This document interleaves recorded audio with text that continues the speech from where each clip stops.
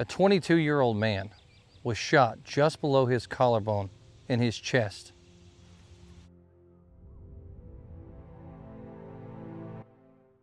The bullet ripped through his body, tearing through his lung and blowing out his back.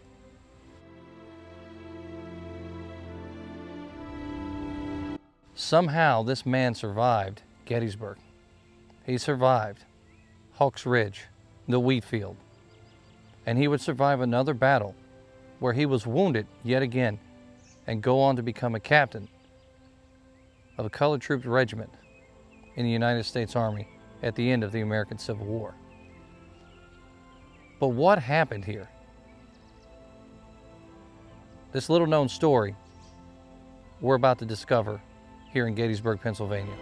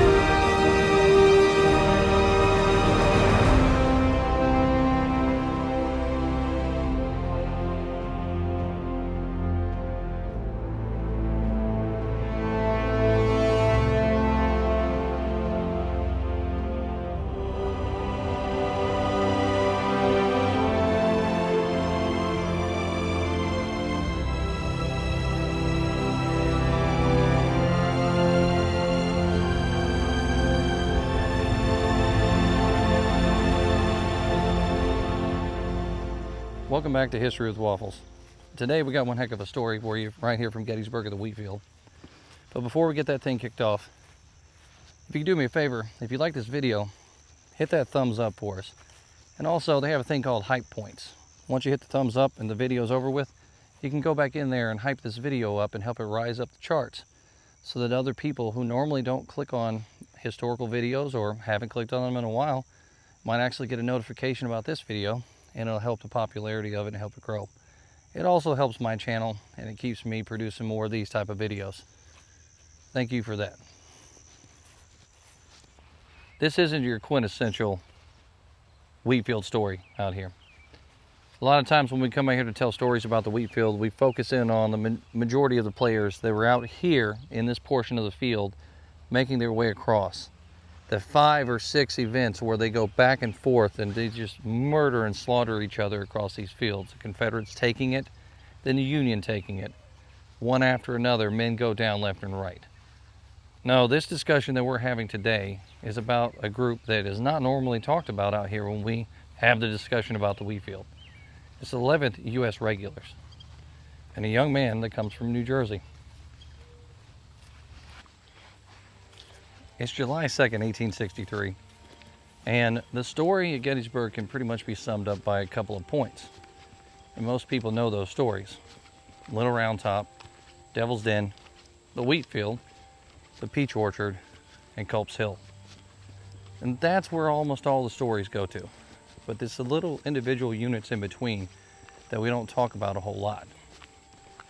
The 11th U.S. Regulars ended up on this field that day on the northern slope of Little Round Top, eventually making their way off of Little Round Top and over to Houck's Ridge, and eventually a portion of the Wheatfield itself. This is how our subject today ends up associated with the fight here at the Wheatfield and Houck's Ridge.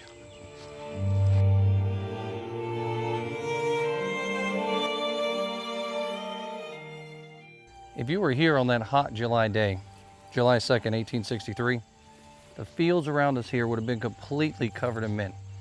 Union soldiers thrusting forward in this direction, Confederates coming from that direction over there where Devil's Den is. Union soldiers on Little Round Top there behind me, trying to protect the flank over here dead men all around, wounded soldiers in the field, and our subject is here in the middle of it with the 11th U.S. Regulars. Just a boy from New Jersey.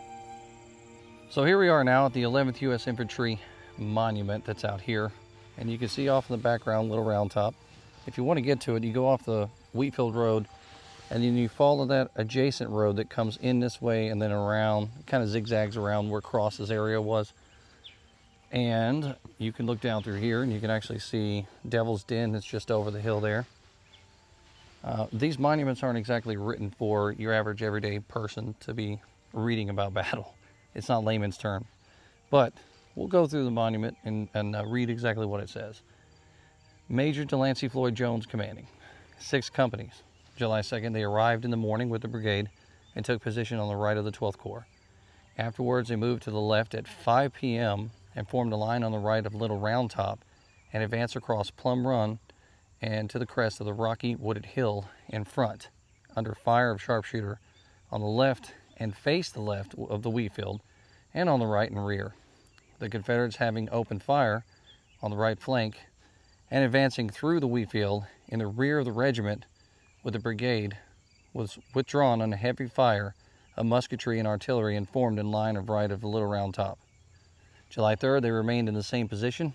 Present was 25 officers and 261 men. Casualties, 3 officers and 13 men killed, wounded 7 officers and 85 men and missing 9 men. It's a lot of information on this tiny little monument out here that's tucked away neatly behind all of these woods, where a lot of people just simply do not come around to check this out or read it. To say this was part of the Wheatfield is kind of a little bit of a stretch, but if you can imagine, they're on the slope here. They're fighting in this direction, eventually sliding. They're going to end up over here. And their men are going to take position in this area and fight through Houck's Ridge and portions of the Wheatfield and support the fight here before they have to withdraw under that heavy musketry fire that we're talking about.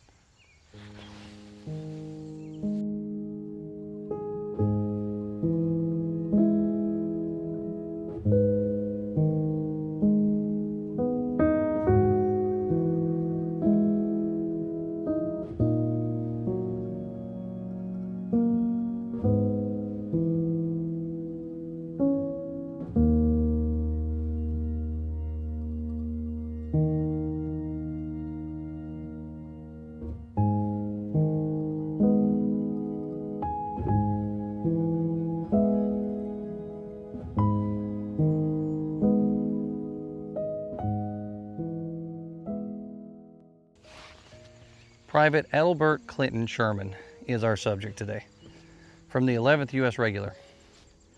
The young man enlisted on the 10th of April in 1862. At least that's what's listed on the records that I can find, and the page at Find a Grave. He doesn't get into the fight until a little bit later on. He proves himself to be a pretty dependable soldier, and he fights at Fredericksburg, and he fights at Chancellorsville. And he ends up getting into some pretty rough fighting there. This is how he ends up forwarding on down through here with the 11th U.S. Regulars and becomes part of the Battle of Gettysburg. Now, I can't think of a better place to come out here and check out where this man fought. I'm on a boulder. You can see this boulder down below here. Fairly large boulder. And it is in the shadows of Little Round Top right behind me. Off in the distance over here, the ridge line leads to where Devil's Den is, to where the Death Valley is, the triangular field where all those Confederate soldiers are coming across and streaming in this direction. And if you can imagine being that young 22-year-old man that's here as a private officer, he's not, or a private soldier, he's not an officer yet. He hasn't applied for a commission just yet. But he's out here as a young soldier who's never really been in too much combat.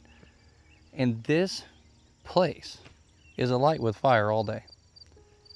Cannon fire, musketry, hand-to-hand combat in some places. This is one of the most vicious spots on July 2nd to be. And not to mention, if you're standing where I'm at right now, you're going to get a view of some of the craziest fighting to happen on this end of the field. and I'm sure he was scared for his life. The 11th U.S. Regulars are getting into formation, and everything to this point seems to be going the way it's supposed to go, all the way up to formation, until it's not, and then that's when everything starts to happen. Men are falling all over the place left and right. Soldiers are dying within a matter of moments, just a few minutes. Adelbert is shot through the chest.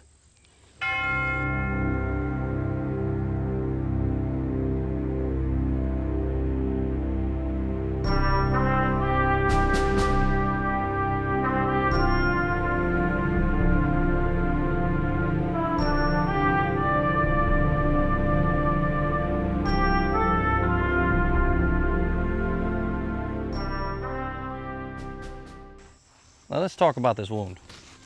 This isn't your average run-of-the-mill, I got a grazing. This man's hit right below his right collarbone.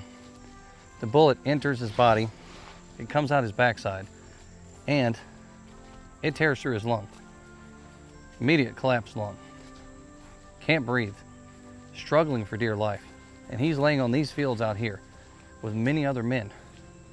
The same very fields, very same fields, where all the stories about the undulating men that you could walk across end to end and not step on the ground. Men that are moaning and crying and screaming. And he may even be one of those men out here on this field doing just that. But I highly doubt it. He probably didn't have a voice. He's picked up from the field. They start to dress his wound.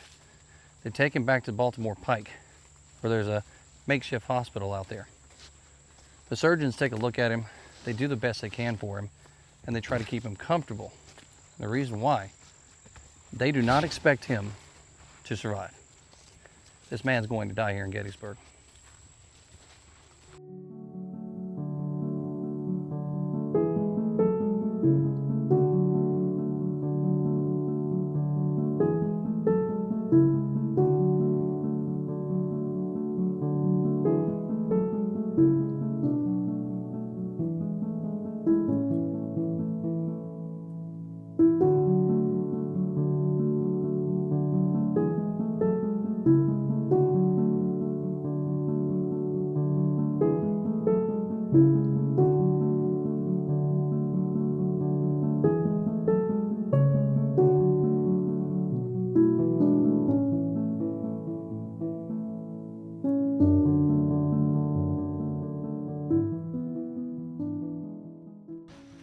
He could have died here, but he didn't. He was transferred over to a hospital in Harrisburg, Pennsylvania. And there, after being here for 3 weeks, he slowly started to recover from such a terrible wound. Adelbert would go on to rejoin his unit in October of 1863. Now think about that. Would you be so quick to rejoin? The man had a bullet go through his lungs. And somehow in October 1863, he's back and fit for duty.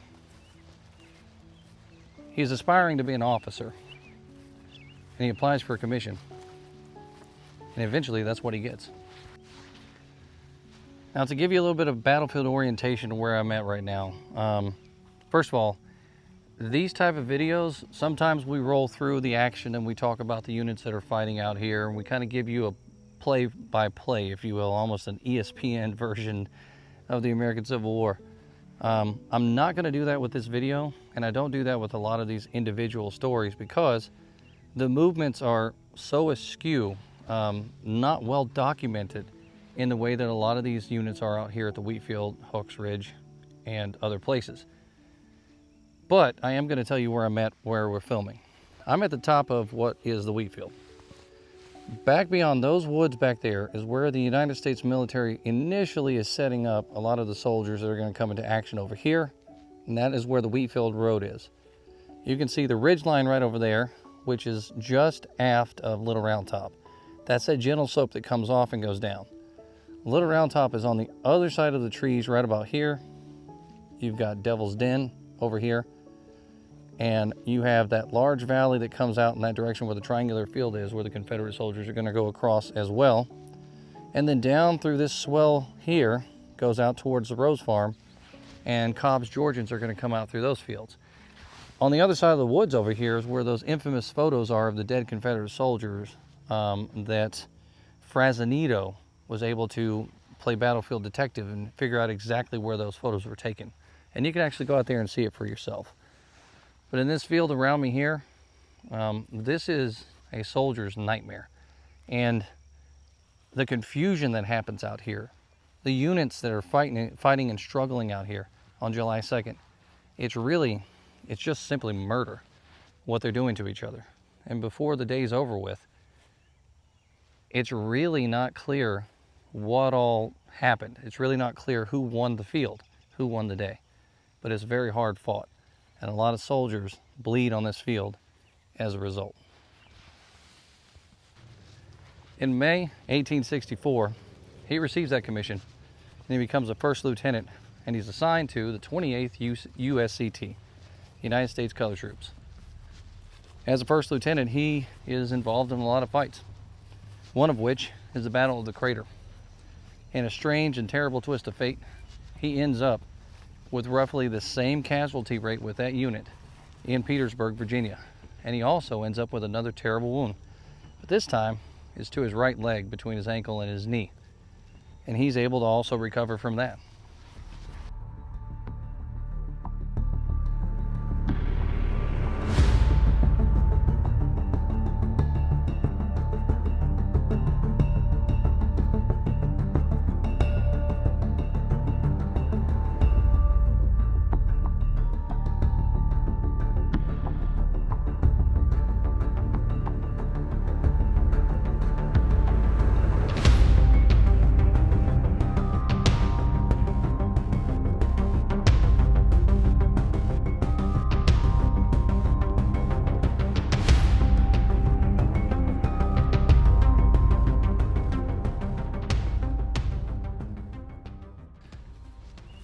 After recovering from his wounds, he successfully completed his tour with the 28th USCT, mustering out of the United States military in Texas on November 8th of 1865. Wanting to still be with the United States military, he applies to receive his commission still and to continue on in service. He's approved, but there's no real record of him ever serving anywhere else. Later on, he settles down to become a farmer. Pretty busy farmer. He marries 4 separate times. At the end of his life, he fathered 2 children, and somehow, some way, for some reason, he was buried next to his second wife. Adelbert Clinton Sherman was a different kind of Sherman in the United States Army, and he had a very small story compared to a lot of people. But his moment here at Gettysburg is the reason why we're talking about him. Right over here on this field, just beyond those woods, Adelbert shed blood. He took a bullet to the chest, and he picked up and he kept going. He kept serving the United States. That's one heck of a story.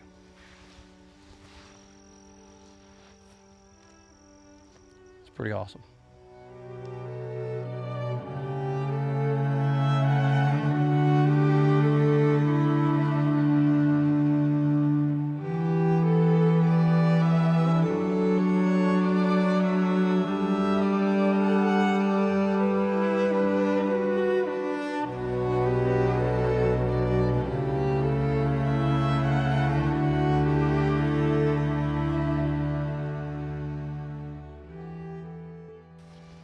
I hope you've enjoyed a story out here about Adelbert Clinton Sherman, the private that became a captain before the war was over with, here at Gettysburg, Pennsylvania. We try to find a lot of these individual stories and tell these common soldier stories because, to me, that's where the important stories are. It doesn't lie with just a field or a massive movement of soldiers that helps you understand the battle. It doesn't help you understand the reasons why these men did what they did, what their inspirations were, or what they suffered through. That's what we try to do when we tell these stories. So until next time, from here in Gettysburg, Pennsylvania, this is History with Waffles. Oh, and by the way, thumbs up, hitting that hype button Helps this video go a long ways. It helps my channel out tremendously. And I appreciate each and every one of you. Especially appreciate those Waffle Squad members out there. Thank you for coming back time and time again and showing up to watch the fight.